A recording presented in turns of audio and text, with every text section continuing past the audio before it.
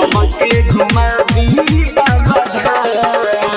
हर साल कही त करेला माना असो नहीं चली सोया कौन बहाना हर साल कही त करेला माना असो नहीं चली सोया कौन बहाना बड़का बहू न करना मये सोया हमके घुमा दी बाबा धाम ए राजा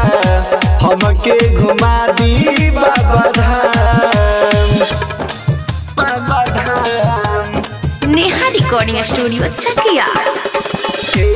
राजा हमके घुमा दी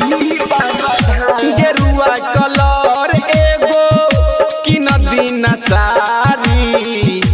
जाई पर धान जी के बुकी काली गारी हो गेरुआ कलर एगो कि नदी न सारी जाई पर धान जी के बुकी काली गारी कहतानी बात जवन तू ना भूलई ह हमरो लघु गुरु वाला कांवर ले आई ह बतिया के ली हमर मान ए सैया हमके घुमा दी बाबा धाम ए राजा हमके घुमा दी बाबा धाम बाबा धाम मिथिलेश मधुबन बाबा धाम राजा हमके घुमा दी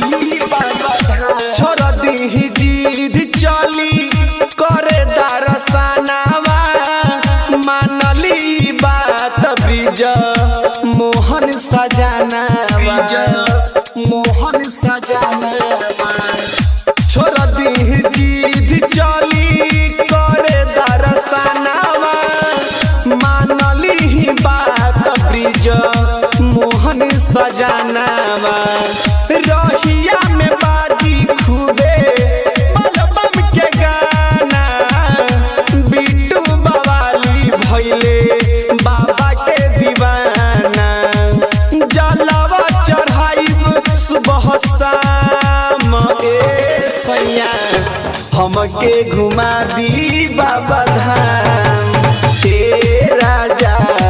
हमके घुमा दी बाबा धाम मिक्स बाई नेहा फिल्म्स चकिया।